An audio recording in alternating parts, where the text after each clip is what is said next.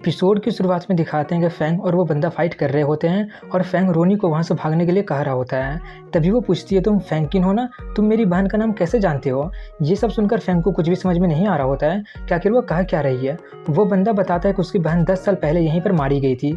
रोनी उसकी छोटी बहन का नाम है। फैंग कहता है, बट वो तो मुझसे कही कि वही रोनी है। वो कहता है कि ये सब शायद उसे PTSD के कारण मेंटल डिसऑर्डर हो गया होगा। तुम सच में काफ़ी अच्छे हो, बट देखता हूँ कि तुम बुलेट को कैसे डॉज करते हो। ये देखकर फैंग सोच रहा होता है कि दरवाज़ा यहाँ से काफ़ी दूर है, अगर मैं यहाँ से भाग भी जाता हूँ तो वो रोइंग को चोट पहुँचा देगा। तभी वहाँ पर लेमी आकर उसे बेहोश कर देती है। ये देखकर फैंग थोड़ा सा खुश हो जाता है और वो रोइंग को वहाँ से लेकर जाने के लिए कहता ही है कि तभी वो आकर उसे ही मारकर बेहोश कर देती है।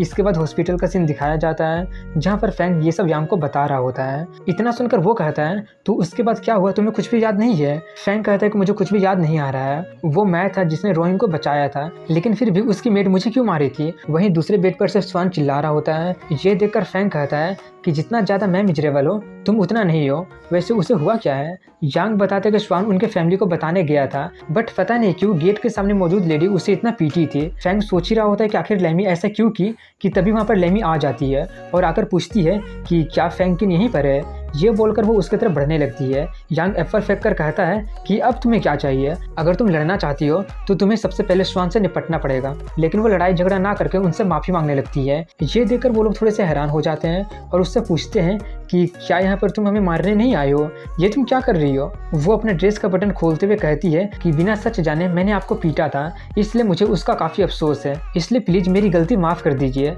तभी वो लोग दूसरी तरफ मुड़कर कहते हैं कि तुम अपना ड्रेस का बटन क्यों खोल रही हो। लेमी वापस बटन बंद करते हुए कहती है कि मैंने सोप ओपेरा से सीखा है कि ब्रेस्ट दिखाना माफ़ी मांगने का सबसे अच्छा तरीका होता है। तभी वो फैंग से प्राइवेट में बात करने के लिए बाहर निकल जाती है और कहती है कि जिस लड़की से तुम सच में मिले हो वो रोइंग सेन ही है। रोनी सेन 10 साल पहले ही मारी जा चुकी है। 10 साल पहले जब सेन ग्रुप ने सेन्स हैप्पी ड्रिंक बनाकर पूरा मार्केट पर छा गया था, तब हमारे एक कंपटीटर को पता चला कि हमें हराना काफ़ी ज़्यादा मुश्किल है, इसलिए उसने रोनी और रोइंग को किडनैप करके हमारे बॉस को बिजनेस से बाहर करने का कोशिश किया था। हालांकि मिस रोनी 9 साल की ही थी, लेकिन फिर भी वो अपनी छोटी बहन को भगाने में कामयाब हो गई थी। लेकिन वो अभी भी खतरे में ही थी और पुलिस को पता चला था कि किडनैपर्स ने पहले से आग लगाकर वहाँ से भाग गए थे और मिस रोनी नहीं निकल पाई थी। ये सब सुनकर फैंग पूछता है, तो वो खुद को रोनी क्यों बुला रही थी। प्रिटेंड करने में वो काफ़ी ज़्यादा अच्छी है। रोनी का रोल तो वो काफ़ी ज़्यादा अच्छा प्ले की थी, इसके लिए वो तो एक ऑस्कर भी जीत सकती है। लेमी बताती है कि ये सिचुएशन पिछले साल से होना शुरू हो गया था। अचानक वो खुद को रोनी बोलने लगी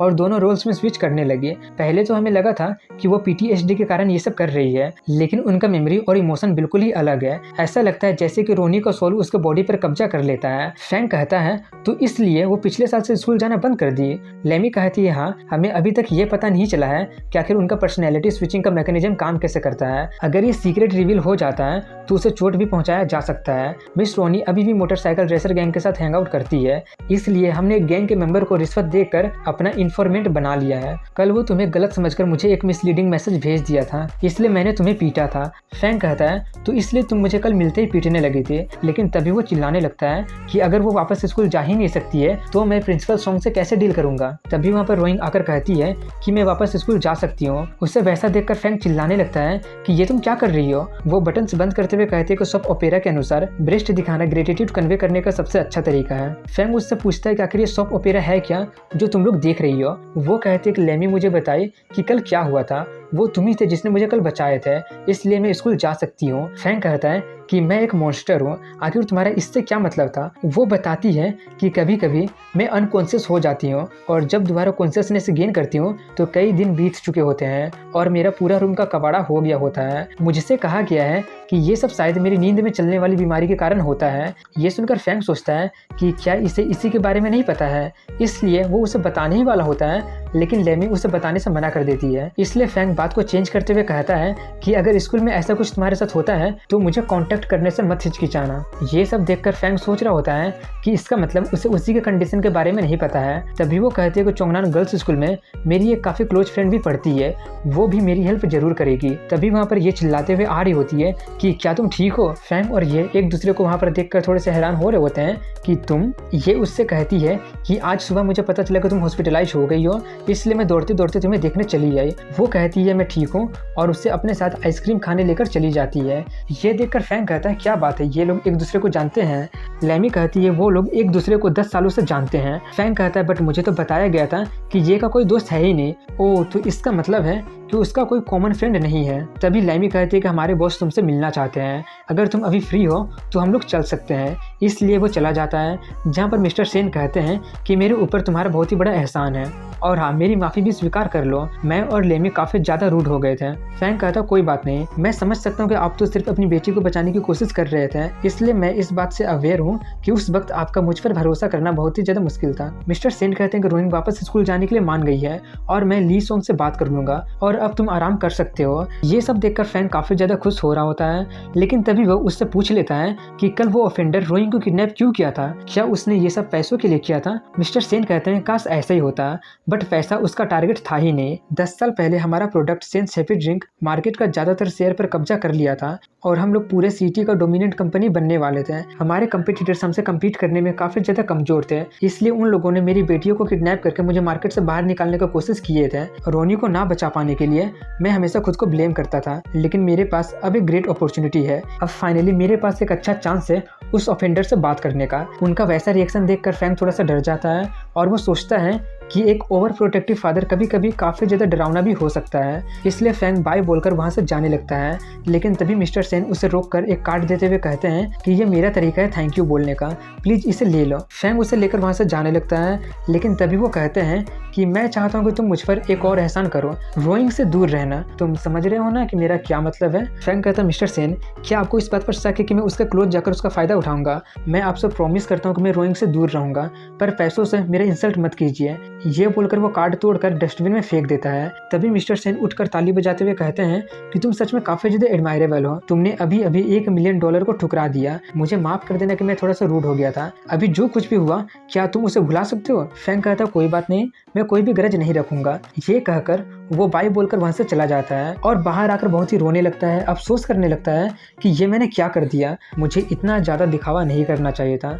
मुझे तो लगा था कि उस कार्ड में कोई पैसा है ही नहीं। $1 मिलियन से तो मैं कर्ज से मुक्त होकर प्रिंसिपल के लिए काम करना भी छोड़ सकता था। वहीं पर लैमी कहती है कि आपने झूठ क्यों बोला बॉस, आपको इस बात को लेकर चिंता नहीं हो रही थी कि फैंग रोइंग का फ़ायदा उठाएगा। वो कहते हैं कि फैंग चाहे कितना ही कोशिश क्यों ना कर ले, बट उससे किसी भी तरह से फ़ायदा नहीं होने वाला है, लेकिन वो एक अच्छा पर्सन है। एक पल के लिए मैंने उससे अपनी बेटी से शादी कर देने के बारे में भी सोच लिया था, लेकिन जब भी मैं अपनी बेटी को किसी को डेट करने को लेकर इमेजिन करता हूँ तो मेरा दिमाग खराब होने लगता है, मैं ऐसे जी नहीं सकता हूँ। वहीं पर वो दोनों काफ़ी सारे डिजर्ट खा रहे होते हैं। ये कहती है कि तुम अभी अभी ही हॉस्पिटल से आई हो, मुझे नहीं लगता कि ये सब चीज़ें तुम्हारे हेल्थ के लिए ठीक होगा। क्या तुम्हें याद है कि डॉक्टर ने तुमसे क्या कहा था। वो कहती है इन सब से कुछ भी नहीं होने वाला है, मैं ये सब इसलिए खा रही हूँ क्योंकि मैं खुश हूँ कि तुम आई हो। ये बोलकर वो सब खाई जा रही होती है। ये कहती है कि हम लोग एक दूसरे को कई सालों से जान रहे हैं और तुम अभी भी पहले के जैसे ही चाइल्डिश हो, और उससे पूछ लेती है कि तुम वार्ड में क्या कर रही थी। वो बताती है कि मैं अपने बचाने वाले फैंग को अपना ग्रेटिट्यूड दिखा रही थी। ये सुनकर ये पूछती है क्या फैंग ने तुम्हें बचाया। सेन कहते हैं कि हाँ, सबसे पहले वो मुझे स्कूल वापस आने के लिए पूछा था, लेकिन मैंने मना कर दिया था। मुझे लगा था कि मना कर देने से वो मुझे मनाना बंद कर देगा, लेकिन उसने ऐसा नहीं किया, और जब उसने मुझे बचाने के लिए खुद को सेक्रीफाई किया था तब मुझे अपनी बहन की याद आ गई थी। ये बोलते बोलते वो थोड़ी सी दुखी होने लगती है, इसलिए ये उसे सहारा देने आती है, लेकिन वो कहती है कि मैं ठीक हूँ, तुम ज़्यादा चिंता मत करो। ये कहती है अगर तुम्हें कभी भी मेरी ज़रूरत पड़ेगी तो मुझसे ज़रूर कहना। तभी सेन उससे पूछ लेती है कि जब मैंने फैंग को मेंशन किया था तब तुम थोड़ा सा ऑड बिहेव की थी, ऐसा क्यों, क्या तुम उसे जानती हो। ये कहती है कहा वो मेरा बॉयफ्रेंड है। ये सुनकर जिया जय इतना ज़्यादा शॉक्ड हो जाती है कि उसके मुंह से कॉफ़ी भी फेंका जाता है। ये सुनकर वो ई से पूछती है कि ऐसा ब्रेकिंग न्यूज़ सुनने के बाद भी तुम इतना ज़्यादा शांत कैसे रह सकती हो। वो कहती है तुम्हें एक गेस्ट के सामने ऐसे पैनिक नहीं होना चाहिए, ये फैमिली के लिए काम कर रहे मेट्स को इतनी आसानी से चौंकना नहीं चाहिए। इसके बाद वो लोग अपने घर जाने लगते हैं। तभी जिया उनसे पूछने की कोशिश कर रही होती है कि अभी अभी अपने रोइंग से क्या कहा था। ये उसका मुंह बंद करने के लिए बोलकर कहती है कि कल शाम को हम लोग रोइंग से मिलने चलेंगे। ई कहते ठीक है, बट आपका सुबह का प्लान क्या है। वो शर्माते हुए कहती है कि मैं फैंग से मिलने जाऊंगी। वहीं पर नोंगोंग को दिखाते हैं जो अपनी मदर को सभी कहानी बताकर कहती है कि ये सब हुआ, और रिसेंटली में जब मैं उसका फ्यूचर देखने की कोशिश कर रही थी तब मुझे काफ़ी विवादित कार्ड्स मिले थे। मेरे माइंड में जो पिक्चर ओरिजिनेट हुआ था वो काफ़ी ज़्यादा ब्लरी था, और ऐसा लग रहा है जैसे कि मैं फ्यूचर देखने में और ज़्यादा बेकार होते जा रही हूँ। आखिर मेरे साथ हो क्या रहा है। उसकी मदर पूछती है कि आखिर किसका फ्यूचर देखने की तुम कोशिश कर रही थी। वो कहते कि रिसेंटली में मैं सिर्फ फैंग का फ्यूचर प्रिडिक्ट करने की कोशिश कर रही थी। उसकी मदर पूछती है कि क्या तुमने उसके इशू में टांग अड़ाया था। वो हाँ कहती है। ये सुनकर उसके मदर कहती है कि तुमने रूल वायलेट किया है। किसी नोबडी का लाइफ और डेथ से किसी को ज़्यादा फर्क नहीं पड़ता है, बट उसका पर्सनल डिटेल हमेशा रिकॉर्ड होता है। लेकिन कुछ एक्स्ट्रा ऑर्डिनरी पर्सन होते हैं जिसका दूसरों के लाइफ पर काफ़ी ज़्यादा प्रभाव पड़ता है, इसलिए हम लोग उसके लाइफ में इंटरफेयर नहीं कर सकते हैं।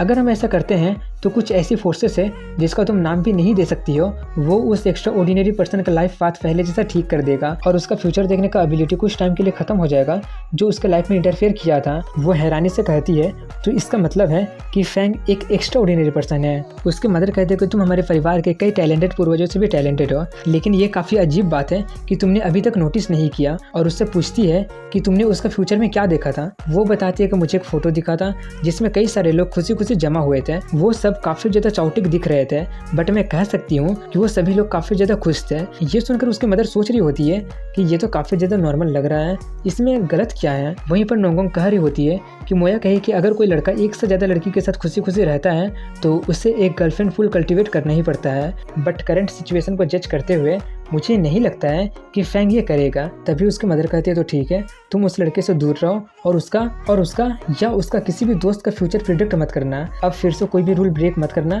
तुम्हारी एबिलिटी जल्दी वापस आ जाएंगे।